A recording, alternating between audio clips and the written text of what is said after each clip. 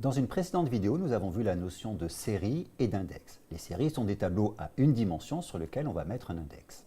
Dans cette vidéo, nous allons voir la notion de data frame, qui sont des tableaux à deux dimensions sur lesquels on va mettre des index sur les lignes et sur les colonnes.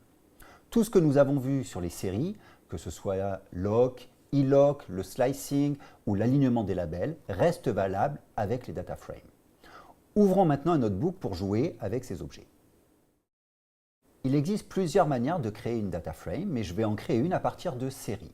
Donc regardons un exemple, je vais créer une liste de prénoms qui va contenir Lise, Bob, Bill et Eve. Et ensuite, je vais créer une série âge qui va donc contenir des âges, 25, 30, 35, 40, et qui va avoir pour index les prénoms. Alors, j'ai une erreur de syntaxe parce que j'ai oublié ici mon crochet fermant. Voilà, je réexécute. Ensuite, je vais avoir taille qui va également être une série et qui va contenir des tailles. Donc ici, je vais avoir 160, 175, 170, 180. Et je vais mettre comme index de nouveau les prénoms. Et puis pour finir, je vais avoir une série sexe que je vais définir de la manière suivante, qui va être une liste construite à partir de F, H, H, F, et qui va avoir pour index, de nouveau, les prénoms. Et maintenant, je peux construire directement ma data frame à partir de ces séries en passant comme clé, en passant un dictionnaire qui aura comme clé les labels des colonnes et comme valeur les séries à ajouter. Donc regardons cet exemple, je vais dire df égale data frame et je vais passer le dictionnaire suivant, âge, de point âge, taille, de point taille, donc j'oublie pas ma virgule, et sexe, de point sexe. J'exécute et maintenant je peux regarder ma data frame et je vais donc la voir apparaître sous ce format-là où j'ai 3 colonnes, âge, taille et sexe, et j'ai 4 lignes qui correspondent aux prénoms des personnes. Alors maintenant, explorons cette data frame. Je peux accéder à l'index des lignes en accédant à l'attribut index. Je peux accéder à l'index des colonnes en accédant à l'attribut columns. Je peux accéder au tableau NumPy sous-jacent, donc qui contient les valeurs, en accédant à l'attribut values. Et puis ensuite, je peux parcourir par exemple les toutes premières lignes de mon data frame en utilisant l'attribut head qui va me parcourir les 2 premières lignes. Et je peux accéder aux dernières lignes de ma data frame en utilisant tail qui par exemple va me retourner les 2 dernières lignes.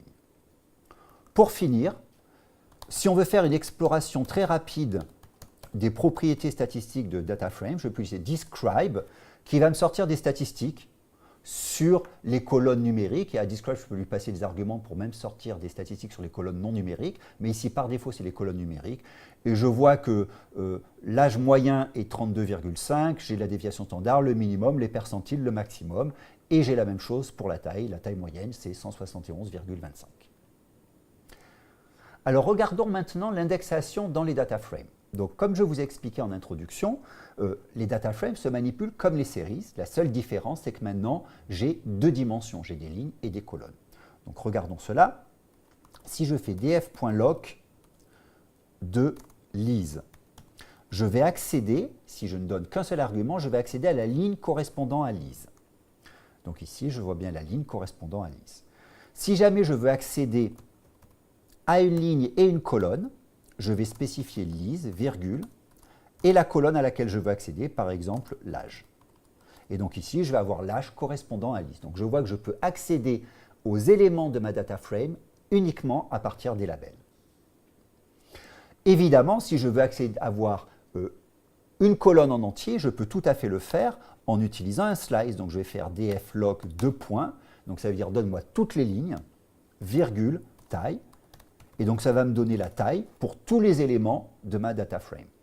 Donc de nouveau, avec loc, si je n'ai qu'un seul élément passé à loc, ça correspond à des lignes. Si je passe 2 éléments séparés par une virgule, le premier correspond aux lignes, le deuxième correspond aux colonnes. Sur un data frame, je peux également faire de l'indexation avancée, comme ce qu'on a vu pour les series. Donc regardons un exemple, df.loc de âge, virgule, inférieur à 32. Et donc ça va me sortir tous les éléments de mon data frame pour lesquels la colonne âge est strictement inférieure à 32. Une opération très courante sur les data frames, c'est de enlever l'index, donc de transformer l'index en colonne. Donc regardons un exemple. Je vous remonte mon data frame df. Ici, ma colonne, c'est une colonne qui contient des prénoms. Or, ce que j'aimerais avoir, c'est avoir une colonne de prénoms, et non pas les prénoms dans un index. Donc comment est-ce que je peux faire ça? Je peux faire ça de la manière suivante, df égale df.resetIndex. ResetIndex va prendre mon index et le mettre dans une colonne. Donc j'exécute, je regarde ce que vaut df maintenant, et maintenant j'ai une nouvelle colonne qui s'appelle index qui contient les prénoms. Mais ce que je voudrais maintenant, c'est renommer cette colonne, pour plus qu'elle s'appelle index, mais qu'elle s'appelle par exemple prénom.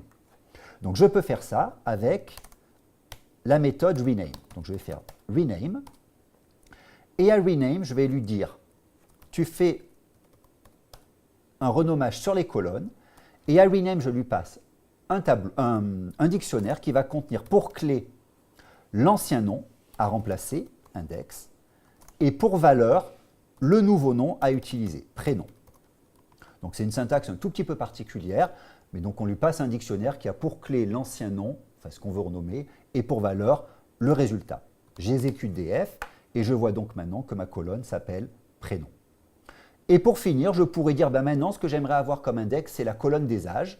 Donc ça, je peux le faire de nouveau en faisant df égale df.setIndex. Et ici, je vais dire, mets comme index la colonne des âges. Et donc au final, j'ai obtenu une data frame, donc c'est les mêmes valeurs que ce que j'avais au départ, mais qui ont été réordonnées. J'ai pris l'index, je l'ai mis comme colonne, et j'ai pris une autre colonne que j'ai mis comme index. Ce sont des opérations extrêmement courantes dans les data frames en Pandas. Mais j'aimerais vous montrer la bonne manière de le faire aujourd'hui, parce que vous voyez que j'ai utilisé plusieurs étapes pour découper, pour expliquer ce que je faisais, resetter l'index, renommer une colonne et récréer un index à partir d'une autre colonne. Ce qu'on utilise aujourd'hui, c'est une technique différente. Donc je vais repartir de ma data frame initiale, donc que je vais reprendre ici.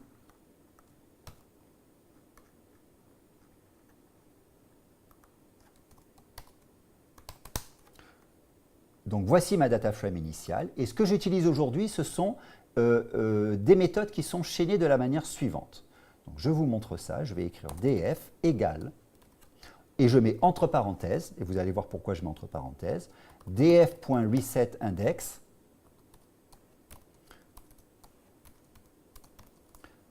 je vais à la ligne et je rajoute l'opération suivante, rename de colons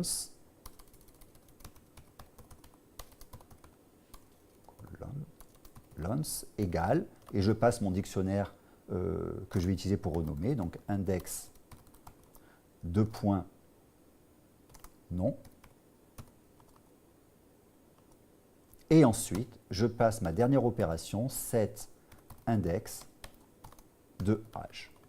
Exécutons cela, regardons le résultat, et je vois que j'obtiens le même résultat. Mais maintenant j'ai quelque chose qui est plus expressif, parce que je mets dans une succession d'opérations les étapes que je vais appliquer de transformation à mon data frame. Et donc pour que cela fonctionne, il faut que toutes ces méthodes retournent un nouvel data frame. Et c'est ce que font en général les méthodes Pandas par défaut. Pour finir avec les data frames, j'aimerais vous montrer un exemple d'alignement d'index. Donc c'est ce que nous allons voir ici. df1 égale, donc je vais créer un data frame qui va contenir un tableau de 1 à 2 dimensions,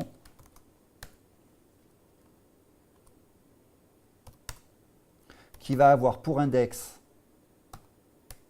une liste qui va contenir AB et qui va avoir pour colonne une liste qui va contenir XY.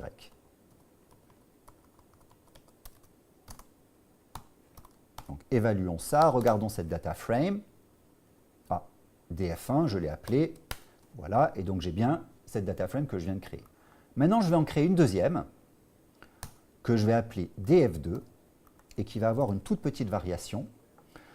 Au lieu d'avoir AB, je vais prendre comme index AC et au lieu d'avoir XY, je vais prendre comme colonne XZ. J'exécute DF2, regardons cette nouvelle data frame DF2 et maintenant faisons la somme DF1 plus DF2. Et qu'est-ce que je vois? Je vois que j'ai eu un alignement d'index. Lorsque j'ai une valeur de même label, ligne et colonne, à gauche et à droite, alors j'ai fait la somme. C'est le cas pour le label AX, mais pour tous les autres, je n'avais pas le label, soit à gauche, soit à droite, ou soit dans les deux. Donc comme on l'a vu avec les séries, je peux tout à fait contrôler ce comportement avec la méthode add. Donc je peux faire un df1.add de df2, virgule, fill value égale, par exemple, 0. J'exécute, et maintenant je remplace la valeur manquante par 0, mais vous remarquez que j'ai toujours des nan. Pourquoi est-ce que j'ai toujours des nan? Parce que fill value ne va fonctionner que s'il vous manque soit une valeur à gauche, soit une valeur à droite. S'il vous manque les deux valeurs, alors le résultat sera nan. Et alors je peux me sortir de ce problème-là de la manière suivante. Donc, mon data frame, je vais le renommer df, je l'exécute, donc j'ai bien mon df ici qui correspond à ce tableau-là. Et maintenant, en Panda, j'ai des méthodes qui s'appellent fillNA, qui me permettent de remplacer les valeurs mises à nan par une valeur par défaut. Donc ici, je peux mettre -1, et voici un exemple de résultat. Mon fillNA m'affiche bien -1 à la place des nan. Ou alors, je peux utiliser une méthode qui s'appelle dropNA, et qui va me jeter les lignes qui contiennent des na. Ces méthodes fillNA et dropNA ont de nombreuses options que nous verrons dans les compléments. Dans cette vidéo, nous avons vu la notion de data frame. Les data frames sont des tableaux à 2 dimensions sur lesquels on a des labels sur les lignes et sur les colonnes. Les data frames, comme les séries, acceptent lock, iLock, le slicing, l'indexation avancée et l'alignement de labels. À bientôt!